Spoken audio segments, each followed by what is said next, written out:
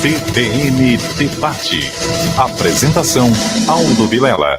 Muito bem, pelas emissoras que formam o Grupo Nordeste, CBN Recife, CBN Caruaru, TV Asa Branca, G1 Pernambuco e o Globo Esporte GE. A gente começa mais um debate. Hoje a gente vai tratar do Hospital Med. Vamos falar dessa retomada de parte da economia de vários segmentos. Rodrigo da Fonte, presidente do Hospital Med, está conosco. Simão Teixeira, presidente do Recife Convention, também conosco. E Cláudio Lotenberg, presidente do Hospital Israelita Albert Einstein e presidente do Instituto Coalizão Saúde, também conosco. Rodrigo, bom dia. Obrigado pela presença. Bom poder rever você depois de quase 2 anos, hein, Rodrigo? Bom dia, Aldo. Bom dia, Simão. Bom dia, Cláudio. Antes de mais nada, queria parabenizar. Hoje é dia 18 de outubro, né? Dia do médico. Dia do médico. E aí, parabenizar Cláudio e estender esse parabéns a todos os médicos profissionais aí de saúde. Que bom. Simão, obrigado pela atenção. Bom dia. É sempre um prazer estar aqui convosco. Muito obrigado. Muito grato. Doutor Cláudio Lotenberg participa conosco também. Doutor Cláudio, bom dia. Obrigado pela atenção. Vou estender aqui os parabéns do Rodrigo da Fonte. Parabéns para o senhor, viu? Muito obrigado. É um prazer estar com vocês. Que bom. Mas, Rodrigo, a Hospital Med é um evento já consolidado. Claro que sofreu o impacto da pandemia, não é? Os eventos têm sofrido esse impacto. Como é que está sendo essa retomada agora de mais essa feira, de mais esse evento?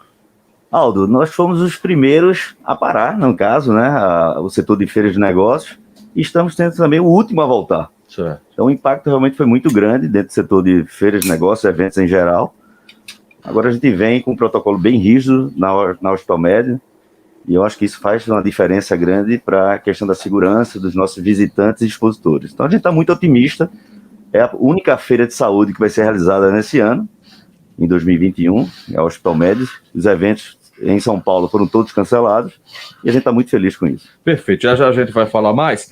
Doutor Cláudio, tudo mudou em se tratando de pandemia com relação a profissionais de saúde, a protocolos hospitalares. Tudo, de fato, passou a ser novo, doutor Cláudio? Veja, eu não diria que tudo mudou, né? Mas a forma de enxergar a assistência à saúde mudou substantivamente. Nós estávamos acostumados com uma realidade epidemiológica na qual as doenças crônico-degenerativas, como as doenças neurocardiovasculares, a oncologia, tinham todo um destaque dentro das priorizações. Em um dado momento, nós fomos levados a uma transição epidemiológica, no qual as doenças infecto-contagiosas, representadas pela Covid, passam a ter um relevo importante. E, mediante essa nova realidade, nós tivemos que, aí sim, lançar mão de muita criatividade, né? Lançar mão de mudanças, inclusive na utilização dos recursos, porque a grande preocupação era justamente que pacientes graves fossem necessitar de recursos de infraestrutura disponíveis tradicionalmente para esses doentes crônicos. Então, nessa mudança, logicamente que isso traz necessidades de adaptações, né? E nós temos hoje, provavelmente, aí, inclusive pacientes represados às doenças crônicas que terão que ser tratados. A saúde passou a ser percebida pela sociedade de uma forma diferente. As pessoas começaram a sentir a importância do autocuidado. A pesquisa, que é algo importante, a boa pesquisa, a boa informação, tudo isso chamou a atenção da sociedade. Então nós estamos aí, acho que num cenário muito distinto daquele que nós tínhamos antes do processo da pandemia. Ô, doutor Cláudio, quando o senhor fala dessa coisa represada, por exemplo, vai levar um tempo para que os hospitais voltem, de certa forma, a ter o equilíbrio normal nessas cirurgias eletivas, no que estava programado, no próprio retorno do paciente ao médico, que ele ficou travado nesse processo de pandemia. Vai levar um tempo, doutor Cláudio? Olha, vai ter que haver um redesenho, porque esses pacientes que tiveram quadro de Covid serão pacientes crônicos também. Então você vai ter uma demanda também por conta dessas sequelas.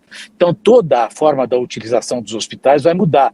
Nós no passado tínhamos uma preocupação muito grande daquilo que faríamos para poder utilizar os espaços hospitalares. Havia todo um cenário de deshospitalização. A medicina ambulatorial crescia muito.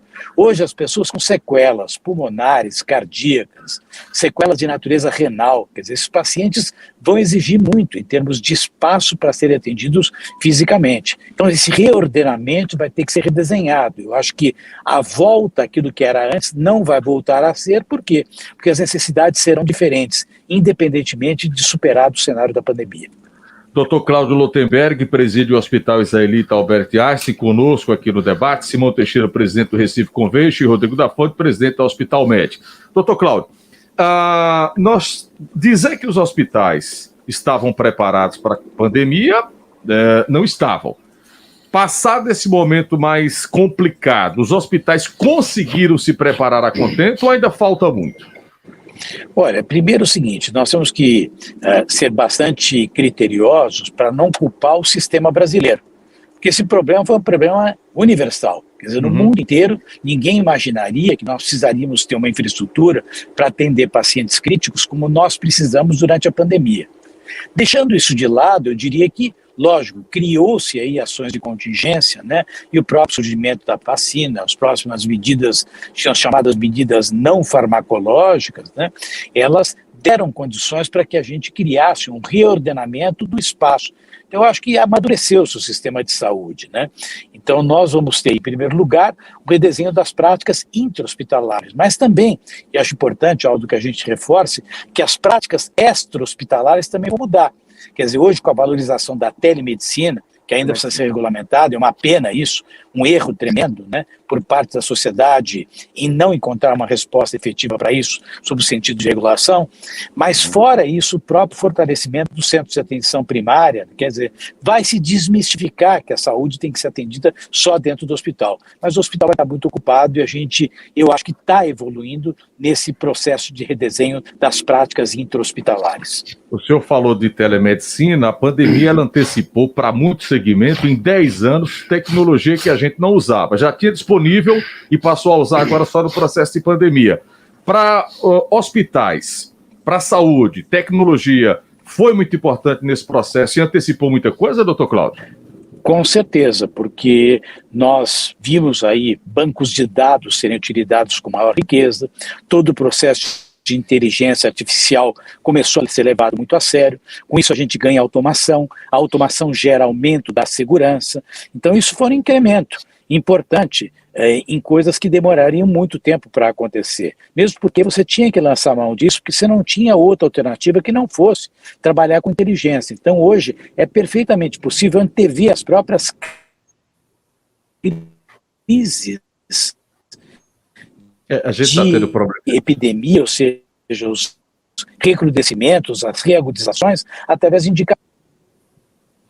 A gente teve um probleminha na conexão, o doutor Cláudio Lotenberg participa com a gente, está falando de tecnologia, né, Rodrigo? Às vezes ela faz. Agora, veja o quanto a tecnologia é importante. O doutor Cláudio Lotenberg está se dirigindo aí, vai fazer uma cirurgia, mas no carro fala com a gente através da vídeo. Então, não dá para fugir disso. Retomamos, doutor Cláudio, está nos ouvindo? Estou ouvindo perfeitamente. Muito bem. Rodrigo, quando a gente fala... Bom, telemedicina, deixa eu puxar esse assunto aqui. Eu vou ouvir Rodrigo, depois Simão. Por que ainda, Rodrigo, está sendo um tabu essa coisa da telemedicina? Por que o Conselho Federal não definiu? O Congresso tenta, de todo jeito, avançar um pouco, mas há um travar por parte de categorias. É o quê? Falta de visão, Rodrigo? Bem, a telemedicina foi utilizada agora, né? Durante a pandemia, teve que ser, houve uma regulação para isso, mas não definitiva, como o doutor Cláudio bem colocou. Eu acho que a gente tem um avanço, mas a gente precisa avançar muito mais. No que diz respeito a essa estratégia, eu acho que o próprio doutor Cláudio ele pode até dizer como está neste momento, que ele acompanha muito o que acontece dentro do Congresso Nacional e dessa liberação, dessa regulação já definitiva. Mas realmente há uma briga entre quem é a favor e quem é contra por conta desse no tocante ao contato pessoal, né? E não essa questão da distância. Hoje, por exemplo, você faz cirurgias com robótica à distância. Então, você está utilizando já ferramentas tecnológicas, como a inteligência artificial, por exemplo, para poder otimizar mais a função médico-paciente e tecnologia. Então, Cada caso é um caso, né, Simão? Tem isso também, né? Sim. É preciso dizer isso, né? Eu acredito que, aliás, está comprovado que a evolução da sociedade é feita por momentos disruptivos, né? E neste ponto de vista, digamos, dos usos de determinadas ferramentas tecnológicas, a pandemia veio exatamente fazer uma disrupção na forma como se encara a medicina e como se encara não só do caso da telemedicina, estas e muitas outras. Veja o que acontecia com a questão das reuniões virtuais. Antigamente era quase que inconcebível você fazer reuniões. Não se aceitava.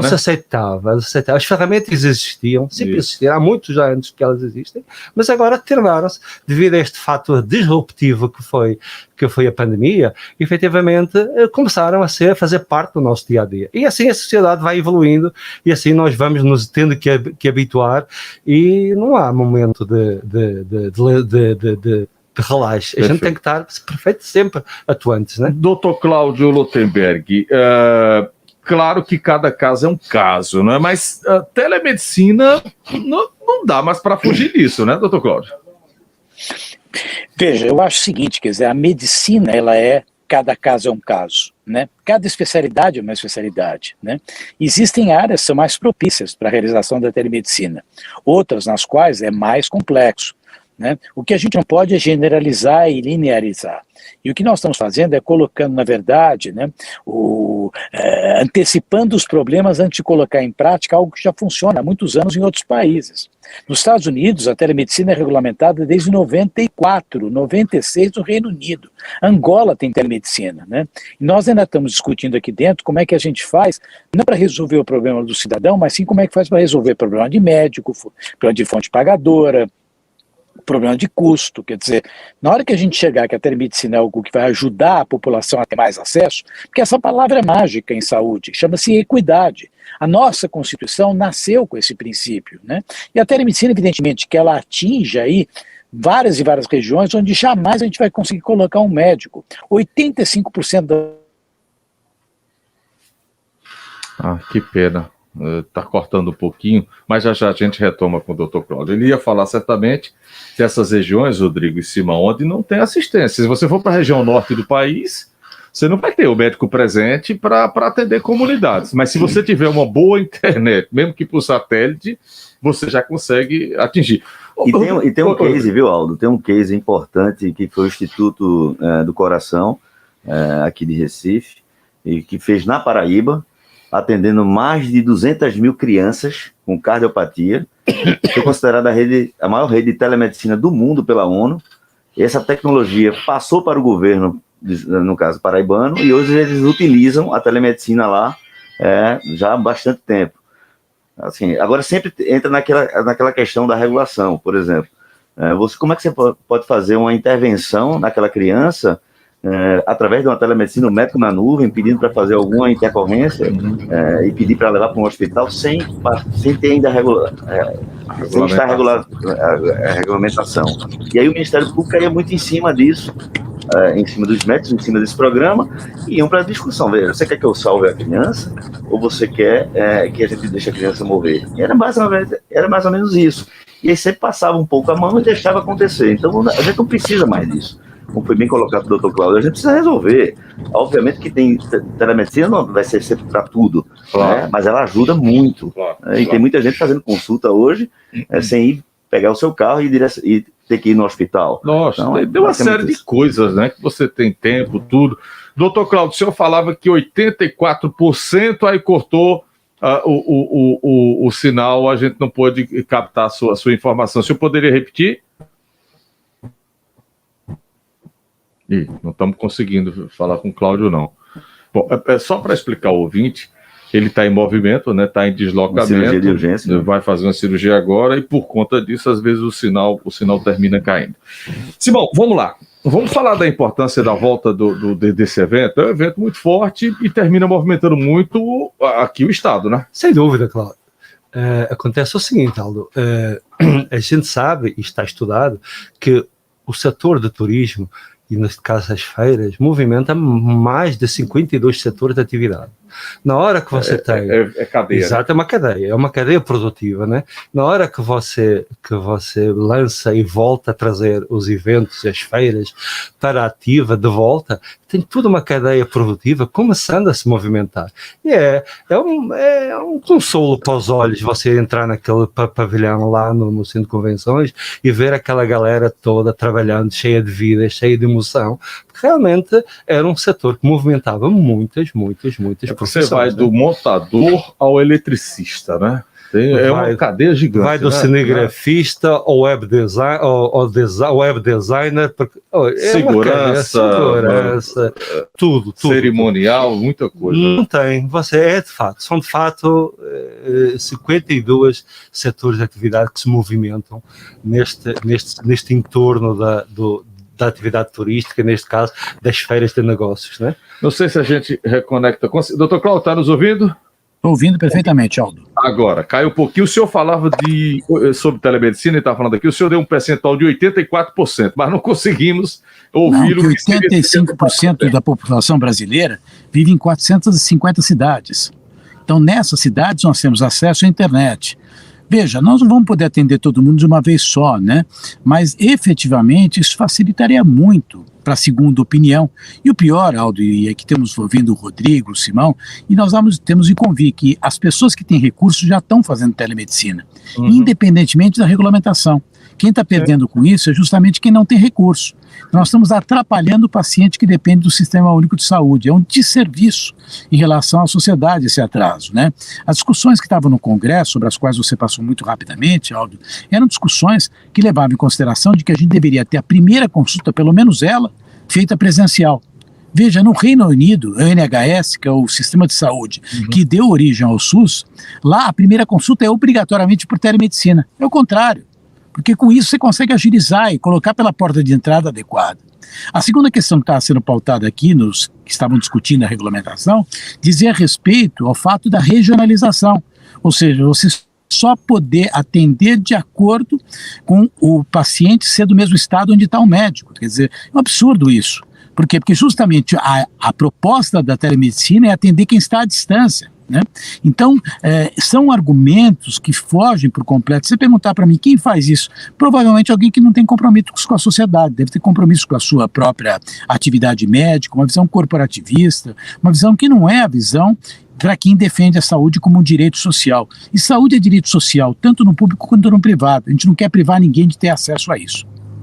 Geralmente, quando chega para os nossos políticos, aí alguns complicam e muito, né, esse processo, lamentavelmente. Agora, veja, quando a gente trata, doutor Cláudio, de telemedicina ainda, é uma maneira de esvaziar também hospitais. Eu estou tomando o SUS por referência, Rodrigo Simão. Se a gente implanta de fato, estou hipotetizando aqui, essa telemedicina, é uma maneira de se desinchar um pouco o sistema, doutor Cláudio? Não resta a menor dúvida, porque o que acontece? O paciente ele precisa de uma porta de entrada, precisa de uma referência. Por que ele procura um pronto-socorro? Porque ele sabe que no pronto-socorro ele vai encontrar um médico, né? No momento que você dá para ele uma porta de entrada, uma referência, muitas vezes ele tem uma dúvida sobre algum assunto. E eu posso dizer para você, Aldo, como médico praticante, tá? 80% das pessoas que procuram pronto-socorro não são verdadeiras urgências ou emergências. São pessoas que precisam de algum tipo de orientação.